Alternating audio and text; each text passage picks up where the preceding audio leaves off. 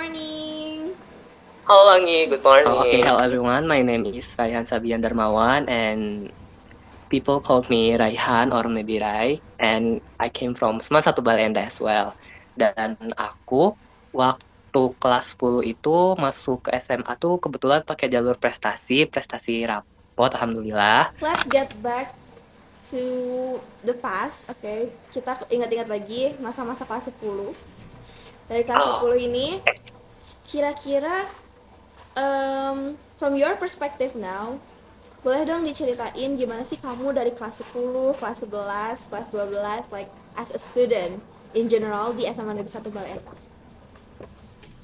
oke. Waktu aku kelas 10 tuh aku inget banget kalau apa ya, masuk SMA 1 Balenda tuh bener-bener gak pernah ada di list aku, gak pernah ada di list SMA aku karena aku tuh dulu kayak list SMA-nya tuh SMA 11 Bandung, SMA 5 Bandung, 8 Bandung nanti gitu lah. Jadi kayak uh, mungkin memang jalannya di SMA 1 Baleendah, tapi aku bersyukur banget sih bisa masuk sini karena dari kelas 10, 11 dan 12 aku tuh banyak banget dapat hal-hal yang mungkin aku gak akan dapat di SMA lain gitu. Nah, mungkin beberapa hal yang bisa aku ceritain waktu aku kelas 10 itu, aku dulu adalah ketua murid di kelas ini dan aku bisa bilang kalau atmosfer di kelas 10 ini tuh bener-bener atmosfer yang sangat baru dan sangat berbeda dari atmosfer kelasku waktu kelas 9. Karena waktu kelas 9 tuh aku termasuk salah satu siswa yang ditempatkan di kelas unggulan unggulan di sana. Dan waktu kelas 10 tuh aku benar-benar mendapatkan lingkungan baru. Aku benar-benar bertemu sama orang-orang yang berbeda dan memang bukan zona nyamanku gitu. Nah, itu tuh menjadi salah satu tantangan terbesar aku waktu kelas 10 untuk bisa menyesuaikan diri, untuk bisa beradaptasi juga. Nah, tapi untungnya dengan banyaknya support dari guru, dari teman-teman semuanya yang di sana, juga aku bisa mengemban amanah ini sebagai ketua murid waktu kelas 10 dan alhamdulillah semua orang juga percaya sama aku. Nah, mungkin salah satu unforgettable moment when I was in 10th grade itu adalah ketika aku menjadi sutradara di K5. betul. Yeah, I know. Yeah, Iya that tuh, Pak. story. Betul. Itu unforgettable banget sih karena aku bener-bener yang wah banyak banget lah A B C D E F G-nya kayak dari masalah orang-orangnya, dari masalah internal dan lain-lain. Itu tuh membuat aku belajar banyak hal. Aku belajar banyak hal tentang kepemimpinan juga. Aku banyak belajar tentang melatih kesabaran aku dan aku juga banyak belajar untuk mendengarkan kata-kata orang lain. Dan alhamdulillah waktu itu tuh uh, aku kurang tahu sih, tapi aku sempat dengar kabar-kabarnya kalau kelas aku tuh menjadi salah satu penampil drama yang terbaik. Cuma memang nggak bisa, Wow. cuma kurang tahu sih. Alhamdulillah gitu. Untuk akademiknya sendiri waktu kelas 10 aku hmm, jujur karena apa ya? Karena orang-orang di kelas aku tuh emang notabene santai gitu kayak ya udahlah gitu.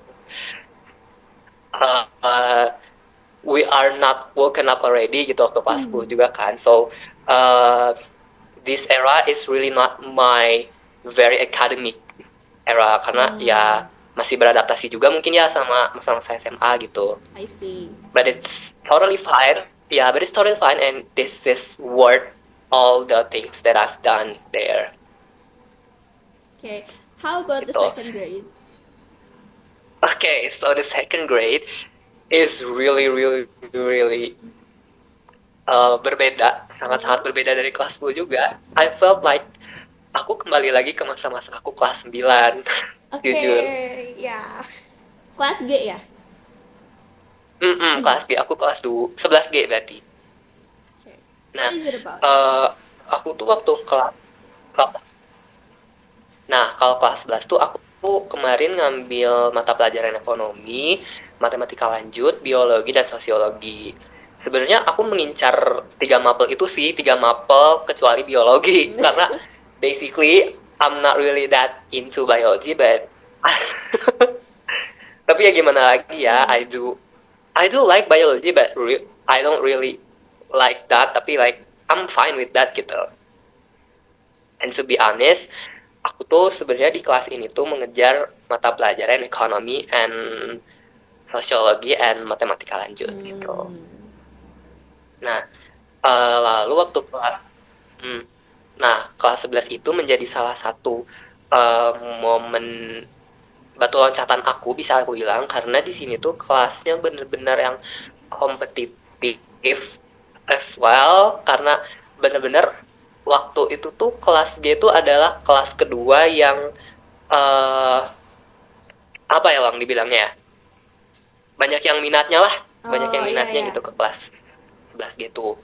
Nah, alhamdulillah aku juga kebagian untuk menjadi salah satu siswa di sini, and I really thankful to be anak kelas 11 G as well, karena dari sini juga memang guru-gurunya, memang mata pelajarannya, dan memang lingkungannya tuh benar-benar mendukung aku untuk bisa menjadi seseorang yang lebih baik dari hari-hari sebelumnya. So, anything else you want to ask about my 11th grade maybe? Because I don't know what I'm gonna say. 11th grade, from like I've heard, is like Ehan was known as someone ambitious.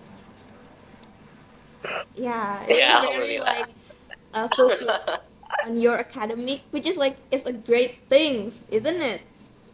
So jadi yang aku lihat dan aku dengar dari perspektifku sih, Ehan itu sangat-sangat ambisius dan fokus ke akademik.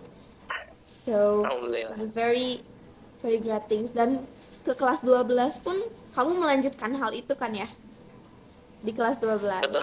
Ya, how do you Alhamdulillah, iya. felt di kelas 12? Ini Nah, cerita di kelas 12 sebagai students dulu ya. It's not like going to PTN first. PTN is a different thing. oke. Ya. Iya, interesting. Kalau aku waktu kelas 12 itu benar-benar aku mencoba banyak hal, dan aku memulai ini dari kelas 11 semester 2 sebenarnya sih Wang. Aku ikut beberapa organisasi di sekolah kayak kelompok ilmiah, terus aku juga melanjutkan di Voice of Balenda sebagai paduan suara, terus aku juga mengikuti organisasi majelis perwakilan kelas MPK, dan alhamdulillah sampai akhir masa menjabat aku masih bertahan dan aku masih bisa memberikan kontribusi yang aku bisa gitu di situ. Dan juga besides my organization, aku banyak banget ikut kompetisi-kompetisi yang berbeda-beda bidangnya Wangi. Iya. Aku ya Apa aja itu? like, nah salah satu yang paling jauh banget, aku tuh ikut lomba menulis cerita bahasa Inggris, iya, and at the same time aku mengikuti lomba matematika juga, iya. Like, it's a very different field gak sih? Wow. Okay. Like what makes you decided to ngikutin kegiatan-kegiatan itu, dan boleh diceritain dong Oke. prosesnya tuh gimana sih, kayak karena kayaknya nggak mudah ya untuk memanage waktunya, ngontrol stresnya, ngimbangin sama akademiknya, itu gimana sih? Betul banget. Nah, kalau aku tuh selama lomba tuh sebenarnya simpel aja sih. I really want to search for myself gitu. Aku mau mencari aku tuh sebenarnya di mana sih gitu, my power and my weakness gitu. Dan as simple as aku ingin mencoba banyak hal as much as I can selama waktu masa-masa SMA ini, karena kan masa SMA tuh bener-bener masa yang once in a lifetime gak sih Wangi? Iya. Yeah, so we have to put the best on it kan. Nah, jadi sebenarnya kalau misalnya dibilang stres, iya sih stres. Kalau misalnya aku dibilang pusing, iya sih pusing. Cuma ya udah gitu. Maksud aku tuh ya besoknya lagi pun ya itu gak akan bener-bener yang stay di situ gitu stresnya gitu. Like just enjoy the process. Apapun hal-hal yang kamu rasain, mungkin kamu ngerasa pusing, kamu ngerasa ya aduh aku gak bisa gitu dan aku nge-stuck lah bla bla bla bla bla, and the thing that you have to know is you tried, kamu mencoba hal itu, and that is the thing, itu halnya gitu. Dan aku bisa bilang juga kalau eh, lomba-lomba dan kompetisi-kompetisi yang aku ikuti itu benar-benar beragam, banyak banget, berbagai macam. Dan dari semua kompetisi yang aku ikuti itu, aku finally I can get the red string from all of those stuff gitu. I see. Kalau kegiatan yang mungkin kamu rekomendasikan gitu untuk apa ya, yang pelajarannya tuh paling ngena gitu, yang paling kamu inget, oh ini di kompetisi ini nih gitu. Itu Oh, oke. kompetisi apa? Kalau bagi aku itu kompetisi ini sih Wangi, business plan competition. Karena menurut aku itu business plan competition itu ada salah satu lomba yang emang requiring us to brainstorm all of the idea that comes to our mind gitu. Apapun benar-benar dikompetisikan di situ gitu, di lomba business plan ini. Dan banyak banget aspek-aspek yang menjadi nilainya gitu di lomba ini tuh. Salah satunya tuh ada seperti cara kita mengkomunikasikan apa yang ada di kepala kita, cara kita bekerja sama dengan orang lain, cara kita memanfaatkan sources yang ada dan lain sebagainya. Dan I think this one competition is apa ya? Adalah salah satu kompetisi yang emang bisa melatih survival kita mungkin, iya, karena itu melatih cara kita berpikir sekarang, and that competition really changed me till nowadays sih, Okay. and it shaped me gitu. Okay, wow, it's very interesting. So business plan. Ya, business Kalau plan. kalau boleh tahu nih perjalanannya, maksudnya Raihan itu kan cukup sering dipanggil ke depan satu upacara ya. So, kayak Alhamdulillah, iya prestasi benar. ini, prestasi itu gitu.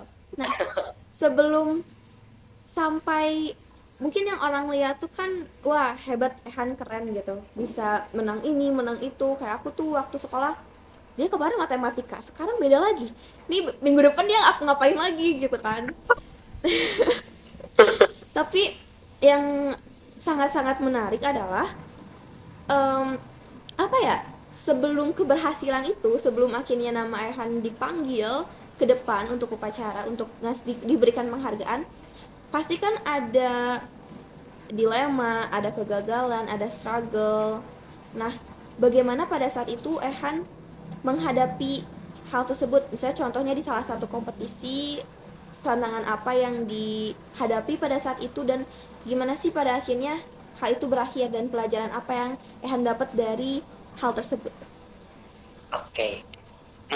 Mungkin dari beberapa lomba yang sering aku ikuti itu, aku bisa membagi menjadi dua sih, antara lomba yang memang individu dan memang yang butuh kerjasama dengan orang-orang lain. Nah, sebenarnya untuk pribadi aku sendiri, ketika aku mengikuti lomba-lomba yang bersifat individu, itu ya memang tantangannya adalah diri aku sendiri lagi sih, Wangi. Sebenarnya there's no really a threat that comes to me except myself, except my own self gitu. Karena apa ya, kalau misalnya di lomba individu tuh ya benar-benar mengandalkan kemampuan diri sendiri, mengandalkan agility kita, daya tahan kita lah gitu, daya banting kita. Nah, terus juga mungkin kalau individu tuh bakal lebih nyaman karena banyak hal yang ada di dalam kendali kita gitu. Semua hal itu yang bersifat teknisnya ada di dalam kendali kita. Nah, jadi sebenarnya kalau lomba individu it's fine, and itu kembali lagi ke diri kamu sendiri. Nah, cuma kalau bagiku itu tantangan terbesar datang ketika lomba itu bersifat tim, bersifat teammate.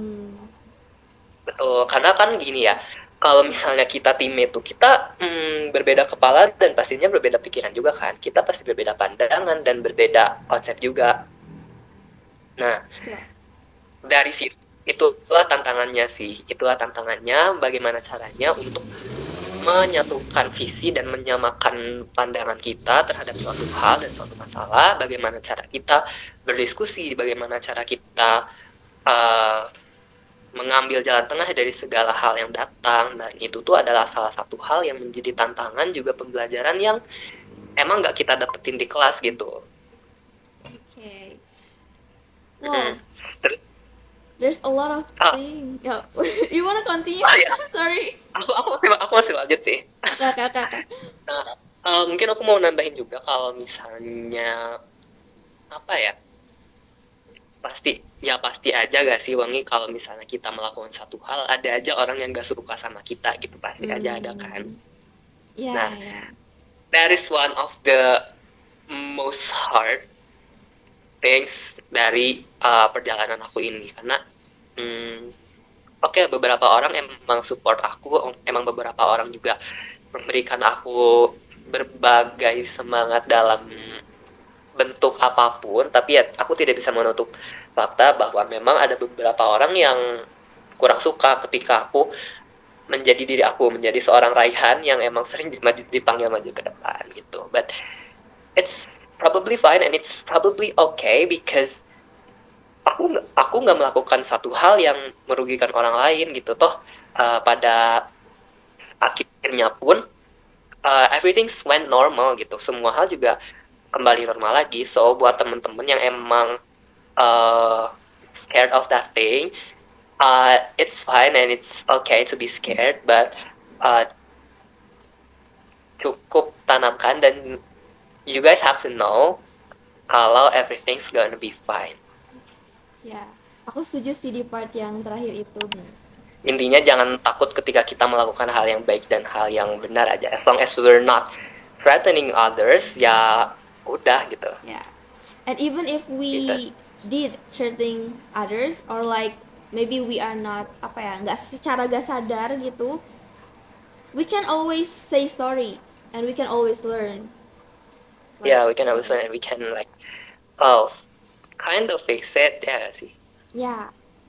Oke, berarti dari hal yang aku coba simpulkan nih di kelas apa ya, selama kelas 10, 11, 12, Ahan ini adalah anak yang ambisius.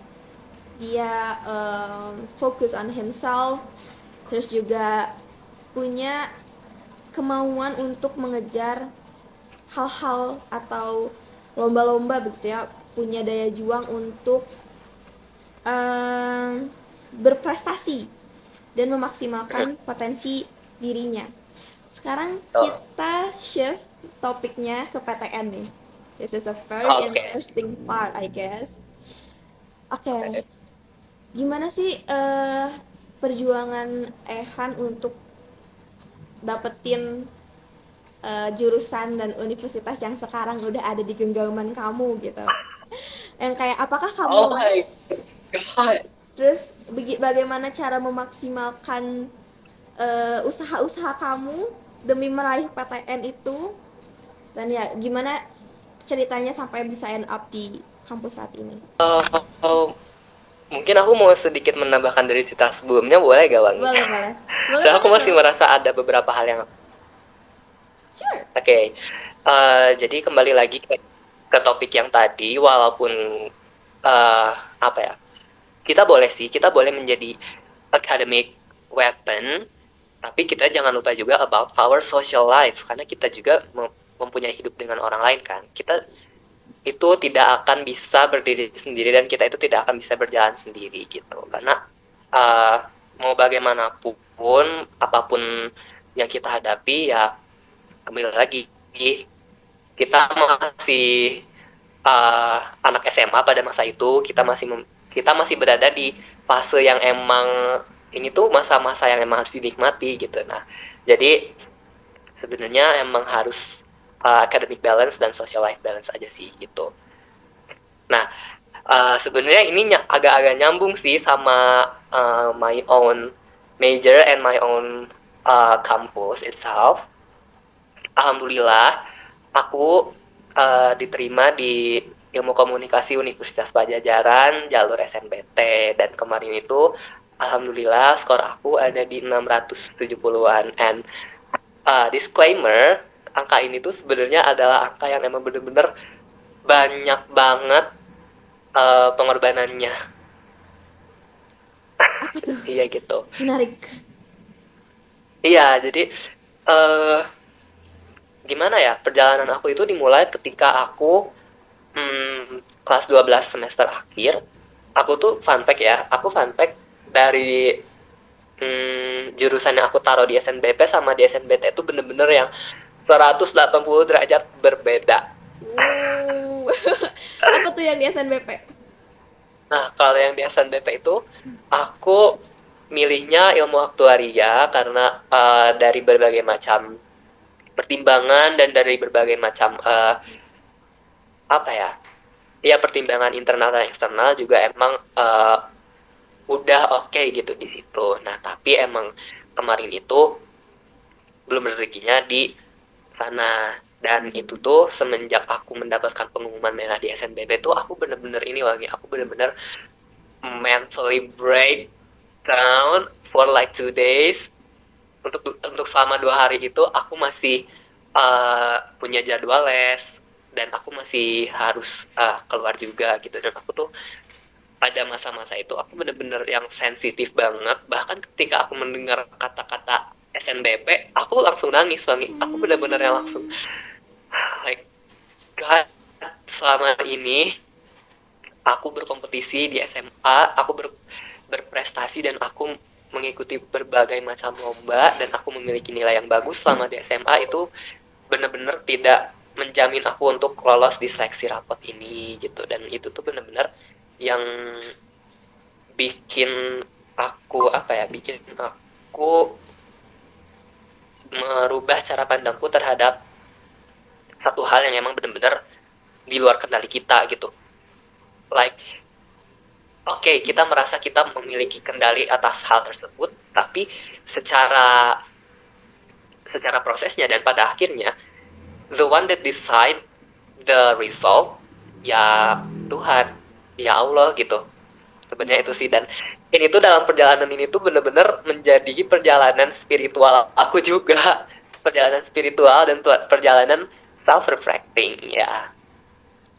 Apa yang dulu Ehan lakukan sampai bisa mendapatkan pelajaran spiritual itu gitu? Apakah kamu Oke. journaling atau melakukan suatu hal, mungkin ngobrol dan segala macam? Kalau aku sih selama perjalanan itu tuh aku emang jadi lebih banyak mengutarakan apa yang aku rasakan di notes aku sih, di notes handphone aku, karena kayak oke, aku memvalidasi perasaan-perasaan aku memvalidasi perasaan-perasaan kecewa aku, perasaan-perasaan marah aku, perasaan nggak terima aku akan menerima itu. Dan ini juga menjadi salah satu perjalanan yang perjalanan besar dalam hidup aku. Dan